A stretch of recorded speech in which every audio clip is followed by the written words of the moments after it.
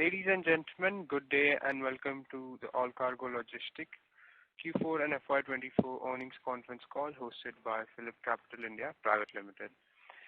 As a reminder, all participant lines will be in the listen-only mode and there will be an opportunity for you to ask questions after the presentation concludes.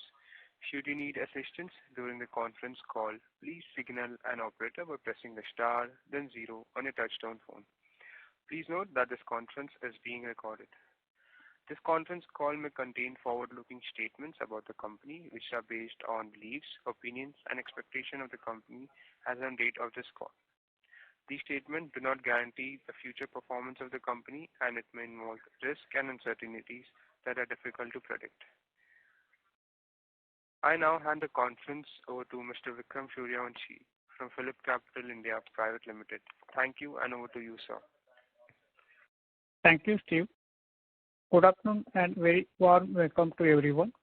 Thank you for being on a call of Allcargo Logistics Limited. We are happy to have the management with us here today for question and answer session with investment community. Management is represented by Mr. Ravi Jakar, Group Chief Strategy Officer, and Mr. Deepal Shah, Group Chief Financial Officer. Before we start with question and answer session, we'll have opening comments from the management. Now I hand over call to Mr. Ravi Jakar. Over to you, sir. Thank you, Vikram. Good afternoon, everyone, and thank you for joining us for the earnings conference call for the fourth quarter for financial year 2023-24. I hope all of you are doing well, and I'm glad to talk about the company and our businesses. As you know, currently we are working on the scheme of arrangement, which is likely to be implemented by the early 2025, which would segregate the domestic and international businesses into two independent companies. Until then, we have three businesses under Allcargo: the international supply chain business, which we operate under AQ Worldwide, and on the domestic side, we have express business under Gati Express Supply Chain and the contract logistics business under Allcargo Supply Chain. The Allcargo Supply Chain business has been kind of neutral to macroeconomic headwinds through the last couple of years. I believe somebody has. Yeah. So the contract logistics business has remained consistent and resilient and has performed steadily over the last several quarters. And this quarter has been no different. We have won several new contracts and there have been renewals, on the back of which we estimate growth in the coming quarters and the following year. On the express business, as we have been speaking through the previous quarters, we have been first focusing on cost optimization, and as shared in the Gati presentation as well as spoken during the Allcargo call, we have been able to reduce the operating costs significantly, and particularly in the quarter gone by, from January to March, there have also been sequential decline month on month, which means that the exit rates for operational costs are even better than the average for the quarter. As an outcome of these operational improvements, the gross profit of Gati has gone up by almost 16% over the previous quarter, and a compounding impact on the EBITDA, which has gone up by about 115% over the previous quarter. And we believe that the continued cost optimization and the operating leverage with expanded business while keeping the SG&A costs in control would allow us to continue to improve the operational EBITDA of the company. The large infrastructure projects, which were upgradation of hubs, has been taken care of. And as we move forward, we will continue to upgrade the remaining infrastructure. And our steadfast commitment and focus remains on the technology initiatives. Our core enterprise system, GEMS 2.0, is coming up well, and we believe that it will be deployed on the estimated schedule. So everything going well on the express business with planned cost optimization happening as we would like to see. And now we would focus on revenue expansion going forward.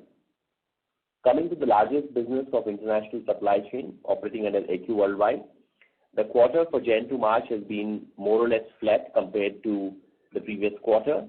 In the EQ Worldwide Belgium, which captures the entire business excluding India, the gross profit has been same as last quarter. The EBITDA has been marginally lower, primarily on account of some severance costs not being completely offset by reductions. But largely it's a flat quarter, nothing significant to call out as a trend between the two quarters. What we see, however, now is a new trend. We see some green shoots for growth. And typically in this business, we have been booking a couple of weeks in advance. But what has happened in the last few weeks is that demand has started increasing, and therefore shipping lines are now looking at closing bookings up to 4 weeks in advance, which means that as we speak end of May, we have visibility of end of June sailings with deliveries in month of July. And what we see is that on certain trade lanes, the demand has picked up. For an example, some of the trade lanes from Asia to Latin America, which were operating at about $2,000 ocean freight, are today operating at $6,000, even $7,000 ocean freight.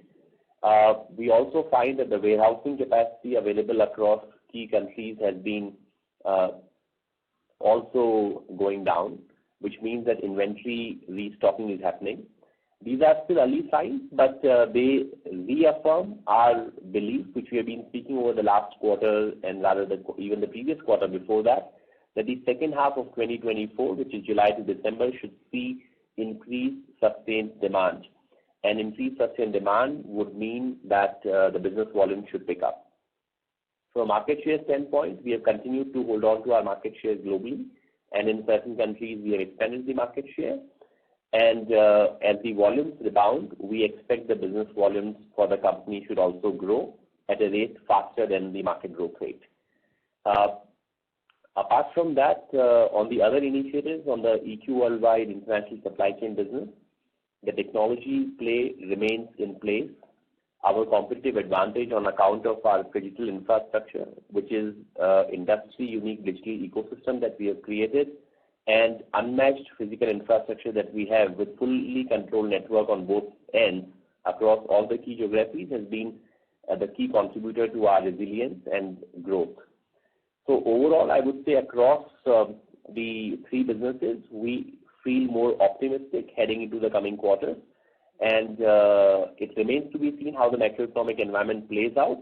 But reading the commentary from various economists, we would like to believe that the demand should pick up. And we are seeing some trends now in terms of the ocean freight rates that we see.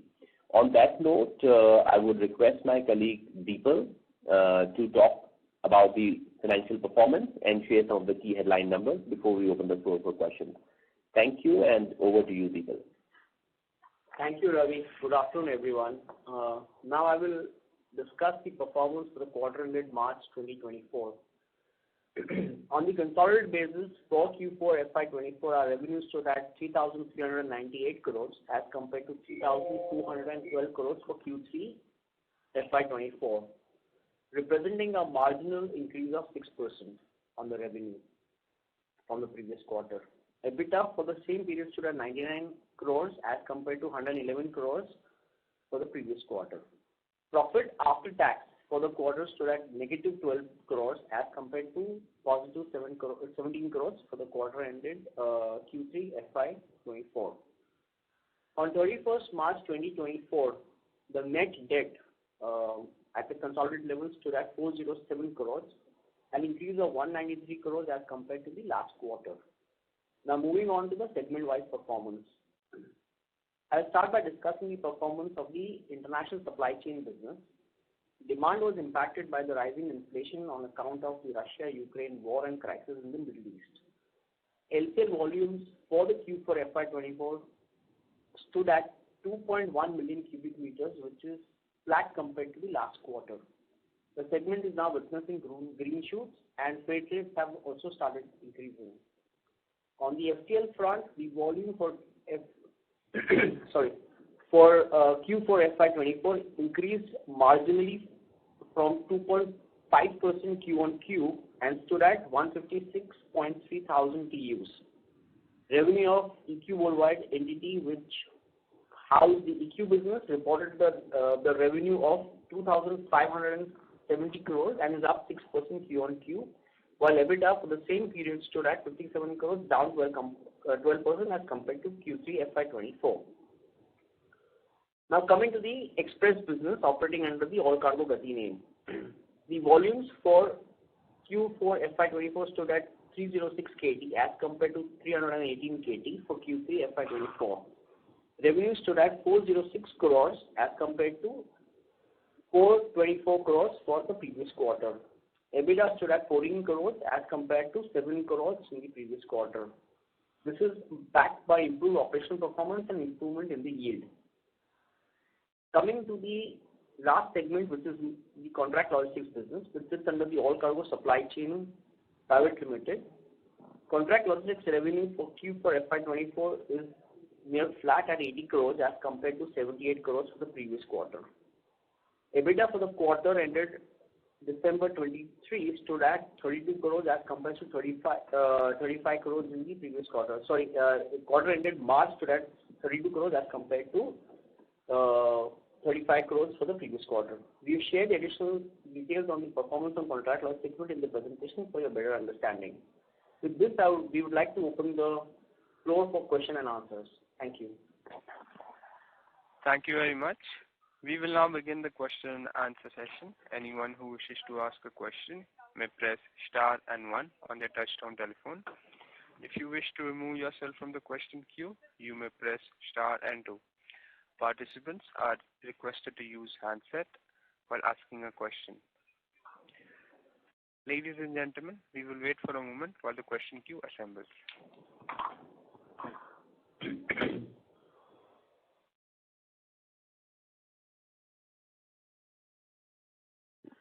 The first question is from the line of Naman from RV Investments. Please go ahead. Am I audible?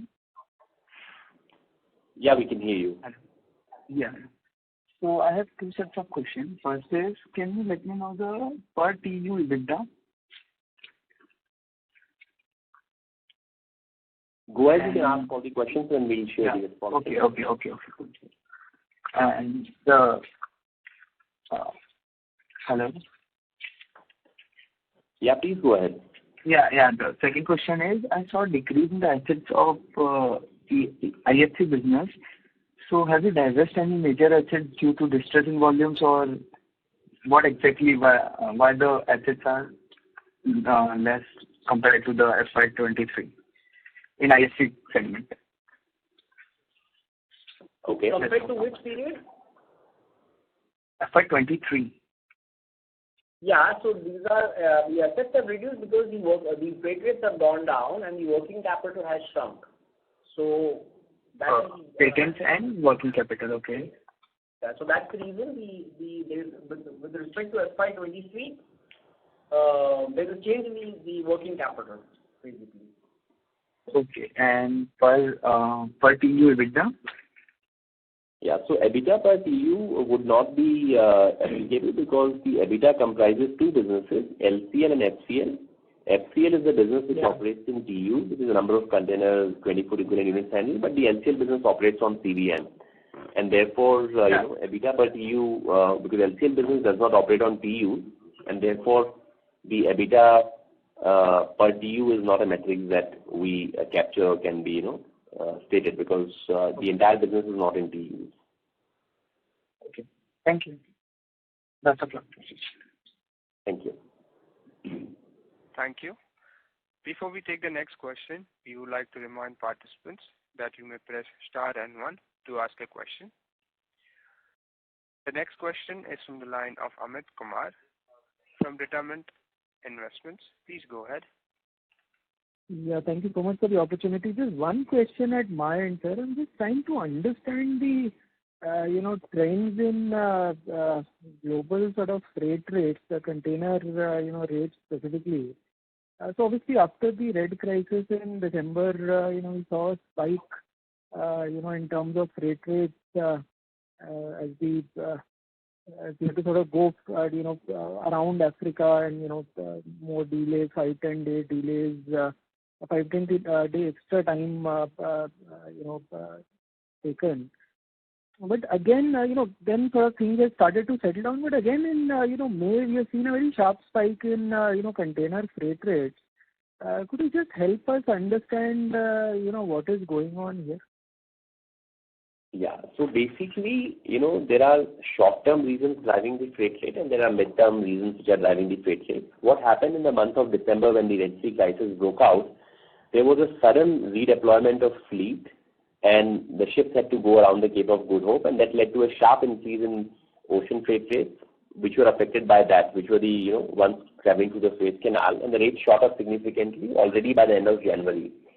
Then as the normalization happened, the freight rates started to come down, and then they were, I would say, normalized by end of March to a large extent. What we are seeing in the month of May is that the overall capacity which has been added in the shipping, there's an estimated about 1 million TEU of shipping capacity in terms of new ships which have come in the first 4 months of the year. There is a certain takeout of the capacity on account of Red Sea crisis as well, because the ships are taking longer. The net impact is that it has not been adequate enough to take care of the demand fluctuations. Over the last 12 months, if you have seen, the global trade had been witnessing a downward trend, and there was an outcome of reducing inventory levels as well. Now what we notice is that particularly in certain select markets, the inventory restocking has happened on the back of one, actual consumer demand going up, and also an anticipation of higher demand in the second half of the year. As an outcome of that, the demand has gone up, and that is why I was explaining earlier as well that what used to be easy to get a space on ship 1 week, 10 days out, today it is difficult to sometimes get space. Forget the rate. If you want to ship something from, say, Asia to Latin America today, you need to plan 1 month in advance, and even then sometimes getting space could be difficult. So it is purely a function of supply and demand. There are also certain trade lanes where the rates have not gone up. So for example, while Asia to Latin America has gone up almost fourfold in a span of less than 2 months, I would say, rates out of India into Europe have remained more or less at the same levels. The rates into Europe from Asia have also gone up, but rates out of Europe are still very low because Europe is still not seeing a rebound in their exports. So on an overall basis, there are distinct trends across trade lanes, but on a global basis, the freight rates have now started going up, and this is purely a function of available capacity and the demand. Thank you so much. Just one sort of small follow-up to this. Like you also mentioned, and we've been hearing the port operators, Pipavav, etc., also sort of talk about the fact that some of the shipping lines, they are essentially missing their beats. They're missing basically coming in to the ports couple of times a month versus their normal frequency. So I'm just wondering, in your LCL business, I mean, how are you sort of managing to keep the frequency of your business basically? Yeah. So what happens is, different shipping lines adopt different practices to manage the crisis situation. So for instance, when the transit became longer from India into certain ports of Europe due to Red Sea crisis, certain shipping lines decided to skip a few ports, and that allowed them to reduce the transit time, therefore making an effectively faster transit despite the Red Sea crisis. Now, when it comes to these blankings affect certain trade lanes on certain shipping routes. The advantage that we have in our business is we have the world's largest LCL network operating 2,500 trade lanes directly. The scale of operations and the breadth and width of underlying carriers that we partner with to carry this freight allows us enough options to plan routings which can be in sync with the schedule of the carriers. And it is planned well in advance. So in case there are certain changes in the schedule, we know that a certain vessel would skip a particular port, we have alternate options, and given our network efficiency, we could move direct, or sometimes we also do transshipments. And in that sense, we have a significant volume which is there even in LCL transshipment from almost all the key global hubs. So we are able to rewire our network to some of these disruptions and are able to ensure that we are in a position to service our customers constantly. Perfectly understood, sir. Thank you so much and all the very best to you. Thank you. Thank you. Participants who wish to ask a question may press star and 1. Ladies and gentlemen, if you wish to ask a question, you may press star and 1 at this time.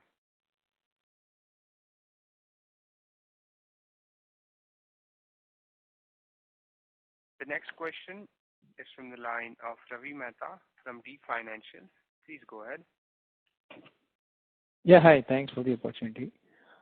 Just one question on one-offs, if any, in this quarter. So there was some expense pertaining to layoffs. I think in last quarter you said that it's not going to be a very big number, but I think nowhere it was mentioned in the press release. If you can just highlight any one-offs that we saw in Q4.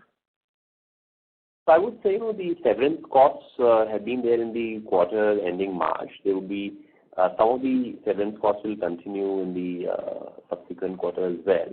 However, I would say that by next quarter, the severance cost is fully offset by the savings that we will incur from the earlier reduction. In this quarter, I would say the total impact is in the range of about 1.5 to $2 million in these kind of one-off costs. So it's not very significant. That's why I was kind of calling it a flat quarter, broadly speaking, because that's kind of offset by the impact of the severance costs. So it's in roughly the magnitude about $1.5 million roughly. And a similar number should continue in next quarter as well to complete this layoff exercise? Yeah, but there should be a little bit of benefit as well accruing on account of the costs already reduced, because different people had different severance timelines. So the net impact should be lower than this in the next quarter. Maybe half of it only. Okay. And when we talk about this impact, so the savings are yet to come, or this is after considering some savings? So basically what happens is, in our business, as we expand the volumes and grow the gross profit, the margin expansion would happen if we're able to control the SG&A costs. Now, SG&A costs also have to go up in line with the inflation. In some of the countries, it is mandated, and in some countries, it is indiscretionary. But to be competitive in the business, we need to, of course, provide increments to the staff. So what we're trying to do is we're trying to ensure that we bring in efficiency through automation and other measures to be able to bring down the headcount so that any inflationary increases can be taken care of through the cost rationalization. And therefore, the SG&A should remain constant over what we had last year versus even until the end of this year with all the increments, etc. That's the intent. So all the expansion in business which we are anticipating in the second half on account of volumes and improved margins should then flow down to the bottom line. That's the broad strategy at our end. Sure. Got it.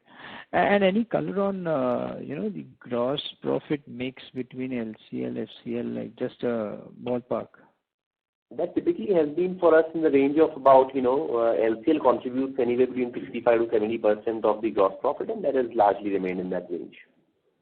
Okay, even in Q4. Sure. And so I think the gross profit still seems very flat. So I think the hit is largely below gross profit. So which I think you are addressing. Which I mentioned on the severance, and that's what kind of gets captured there. Sure. And also the other thing to note here is, there's been a bit of a change in the way segments are treated post demerger. So that, clarity also would come in. So that's why we also shared this time the EQ worldwide enemy numbers, which is basically from a structural point of view. All our global LCL, FCL, the entire international supply chain business is eventually a step-down subsidiary of EQ Worldwide, which is the Belgian entity. Only India business is out of it. So that represents the entire international supply chain business, excluding India. When it comes to India, because now the other segments are not there, since contract logistics and express is already at the subsidiary level, some of the corporate costs which are there in Allcargo Logistics, which could be pertaining to the group or the overall company, also kind of get attributed to the segment. And therefore, we have tried to give the color of the pure business performance by talking about the EQ Worldwide Belgian numbers.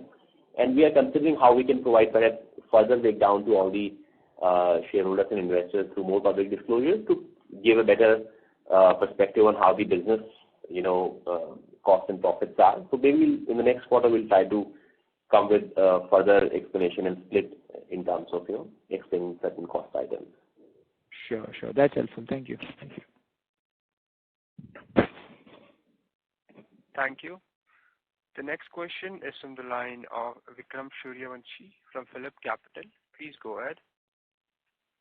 Sir, in case of trade line development, how is the progress, or is now focus will be on optimizing the network cost? How you can give some idea, or was there also impact of the utilization level of network, or it is more like a freight rate impact on the profitability? Yeah. So I would say the trade lane, so first let me answer the shorter question, which is, on the container utilization. The container utilization, as we've been sharing the monthly data, has remained range bound.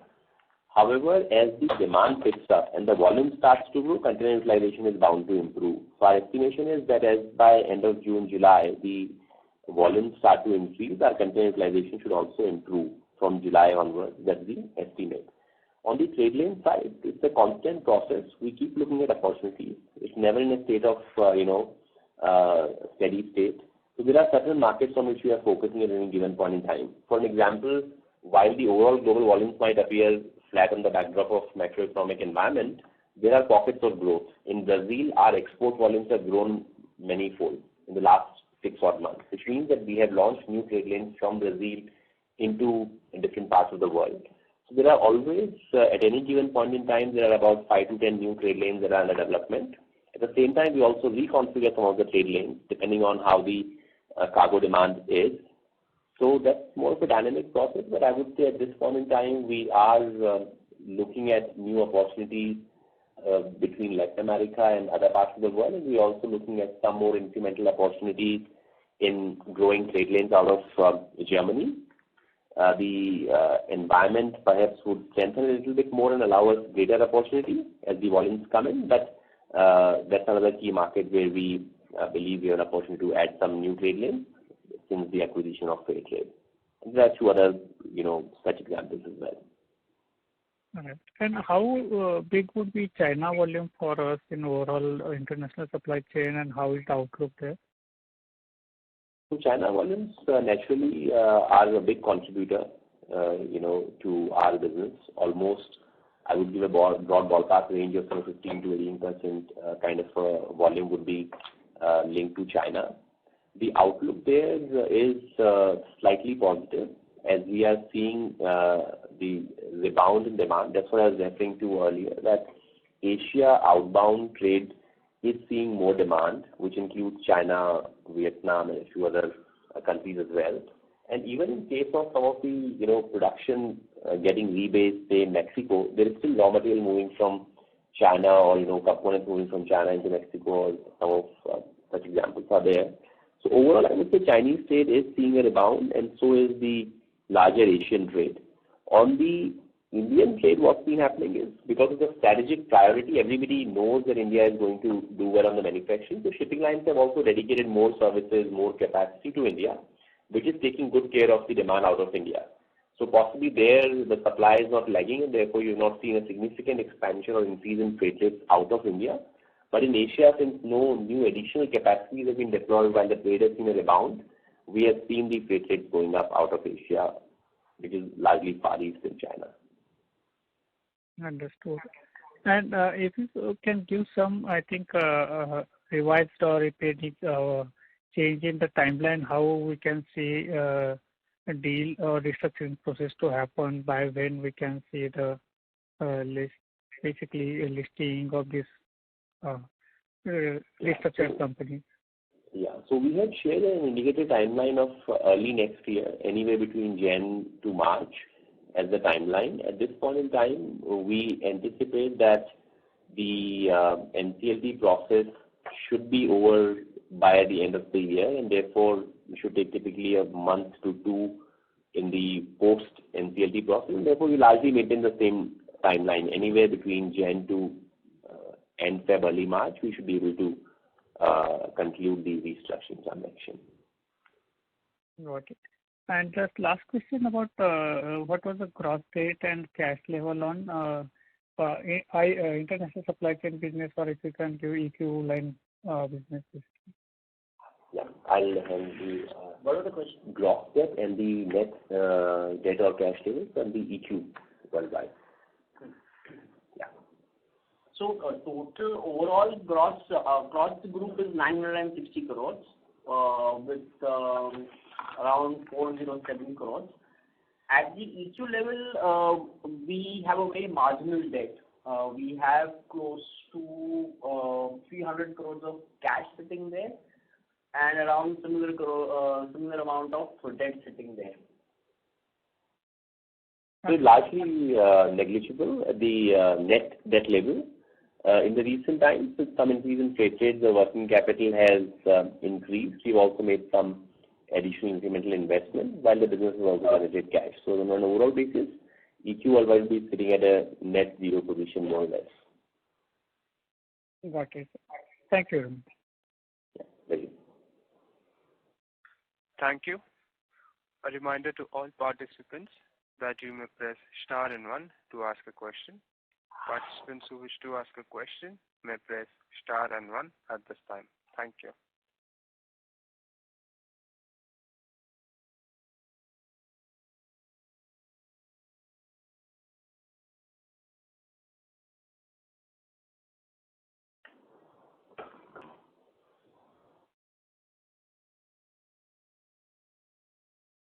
As there are no further questions from the participants, I would now like to hand the conference over to Mr. Vikram Suryavanshi for closing comments.